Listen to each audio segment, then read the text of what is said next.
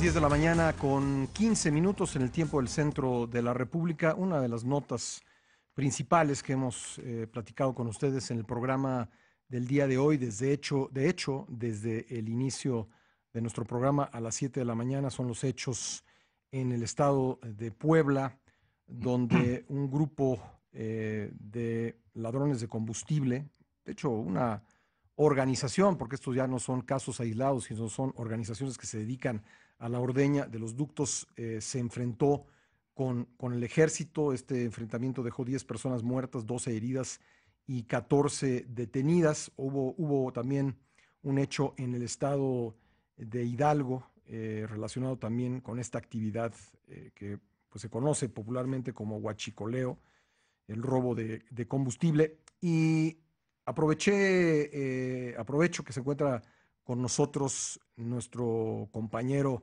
de Excelsior, colaborador de Grupo Imagen, buen amigo José Elías Romero Apis, ex subprocurador general de la República, para platicar al respecto. Pepe, ¿cómo estás? ¿Qué tal, Pascal? Me da mucho gusto estar aquí platicando contigo y con tu muy importante auditorio. Bueno, ¿qué te pareció? ¿Qué te parece esta actividad, cómo ha ido creciendo? Ha pasado pues en 10 años de unas 600 tomas clandestinas a 6,000. Se ha multiplicado esta actividad de robo de combustible, es muy redituable la actividad. Y ahora, pues las organizaciones que se dedican a esto, pues tienen ya una capacidad de fuego para enfrentarse con las Fuerzas Armadas. Les decomisaron rifles R-15, les decomisaron granadas, todo esto de acuerdo con la Fiscalía de Puebla. ¿Qué tipo de situación estamos enfrentando ahí en Puebla y en otras partes del país donde hay actividad similar, en Hidalgo, en Guanajuato, en Jalisco? ¿A qué nos estamos enfrentando como sociedad? Yo creo que estamos enfrentándonos a una combinación de factores que son altamente peligrosos en una sociedad como la mexicana. Este trasiego, este robo de combustible de los ductos de Pemex, es una combinación de tres de esos factores. Uno, desde luego, la ambición, es decir, el deseo de ganancia, mezclado y exponencialmente con la corrupción. Es decir, el hecho de que para poder realizar esta tarea, Pascal, y esto lo podrás consultar y ojalá lo hagas con diversos técnicos en la materia, no se puede realizar sin una colaboración interna de gente de la empresa. Es decir, Te interrumpo ahí sí. porque digo, tienes toda la razón y hace unos días Excelsior publicó que hay investigación contra 130 personas dentro de Petróleos Mexicanos por colaboración de distintas modalidades en el robo de combustible. Y esto es no novedoso, es muy viejo, esto tiene décadas.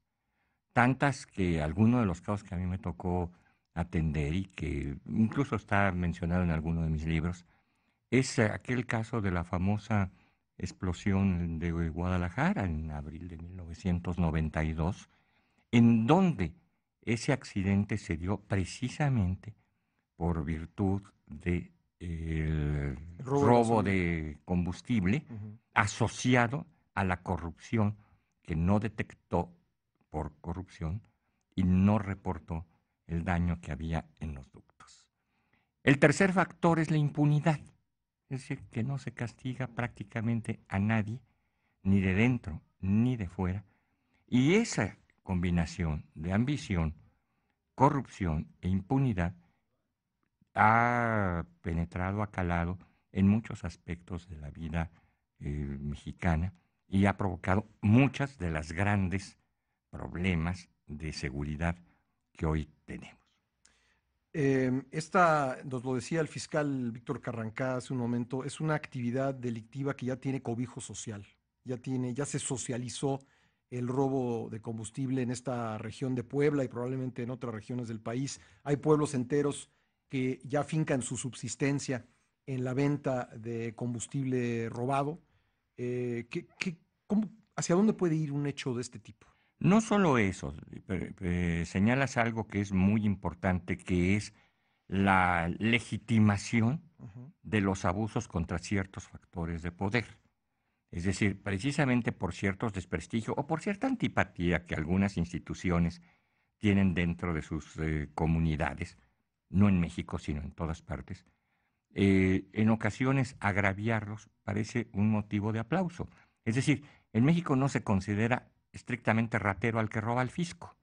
Socialmente lo consideran, pues a veces hasta como alguien que está haciendo algo Alguien positivo. hábil, ¿no? La empresa paraestatal de petróleos en México es una empresa que tenemos que reconocer está altamente desprestigiada y es muy poco querida hoy en día por los mexicanos. Es muy poco respetada, es muy poco apreciada.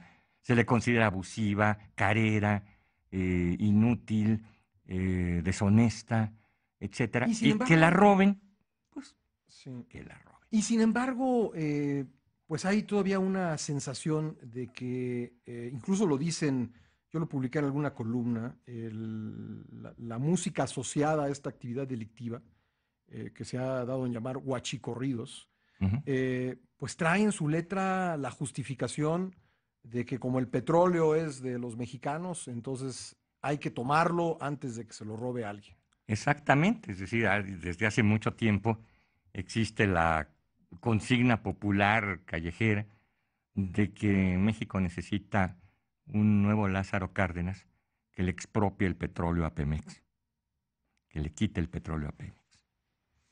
Bueno, ¿qué puede derivarse de ver?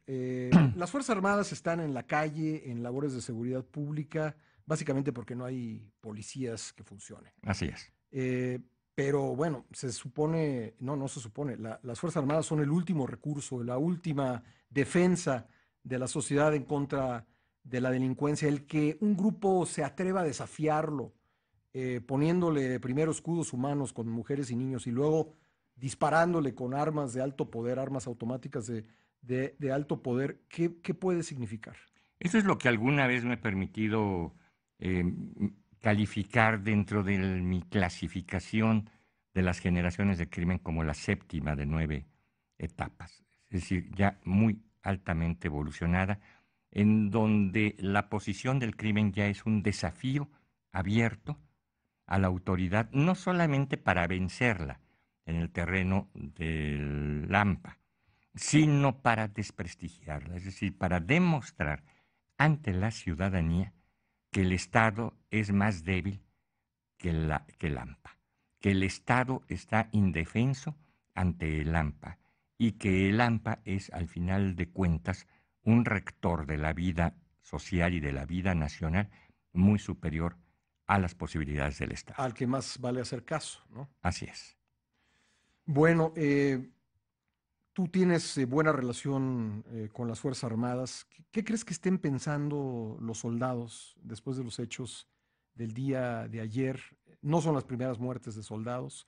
No ha sido una, sino varias veces en que los altos mandos, el secretario de la Defensa Nacional ha dicho, nosotros no queremos estar en labores de seguridad pública, porque las Fuerzas Armadas no solamente son atacadas en el terreno por grupos delictivos con las armas, sino también son atacadas por quienes dicen que el país se ha, entre comillas, militarizado, como si hubiese una voluntad de las Fuerzas Armadas de imponerse sobre la ciudadanía, cuando que objetivamente se puede decir, me parece, Pepe, y si no, corrígeme, que las Fuerzas Armadas simplemente han entrado a llenar un vacío que no han podido llenar autoridades locales, como gobiernos estatales y autoridades municipales con policías que funcionen.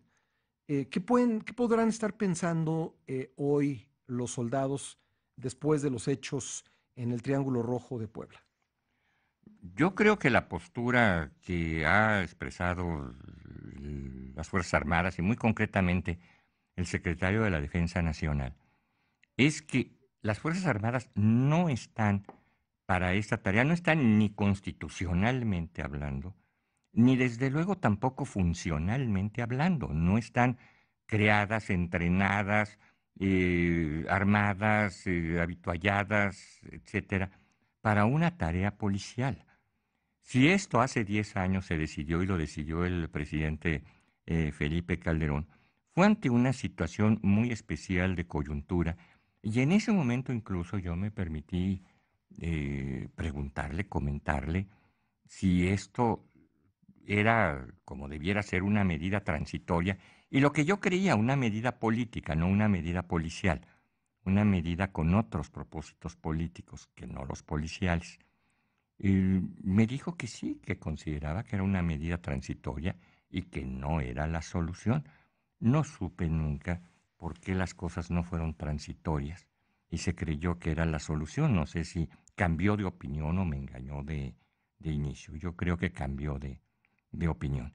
Después, cuando el presidente Peña asumió, nos quedaba muy en claro que revertiría este proceso y que para revertirlo habría necesidad de que la policía asumiera con capacidad, con organización, con presupuestos, etcétera, plenamente su papel.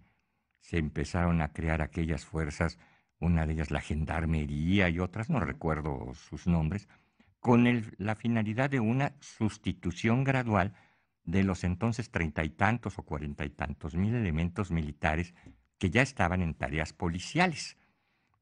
Sin embargo, parece que esto, aunque ha avanzado y se ha reducido el número de efectivos militares, no ha sido con la velocidad deseada. Al parecer no ha habido el sustituto eficiente dentro de las policías, o ha habido, eso sí, nos queda claro, una desidia importante de parte de los gobiernos o de muchos gobiernos locales, asociada también a corrupción. Me queda en claro que no podía ser esto una sustitución abrupta, es decir, retirar a las fuerzas militares de un día para otro, porque eso hubiera sido un mensaje nacional e internacional muy costoso para el país, se hubiera interpretado como una permisividad para que las fuerzas del AMPAN, nacionales e internacionales, transnacionales, pudieran hacer lo que quisieran en México y sobre todo cuando no había, como sigue habiendo, una fuerza policial efectiva, confiable y seria en nuestro país. Pues José Elías Romero Apis, así las cosas. Muchísimas gracias por estos minutos. Muchísimas gracias, Pascal, por permitirme platicar con ustedes. José Elías Romero Apis, hoy lo puede leer en el periódico Excelsior, por cierto, todos los viernes, y es colaborador de Grupo Imagen y buen amigo. Gracias, Pepe. Muchas gracias, Pascal.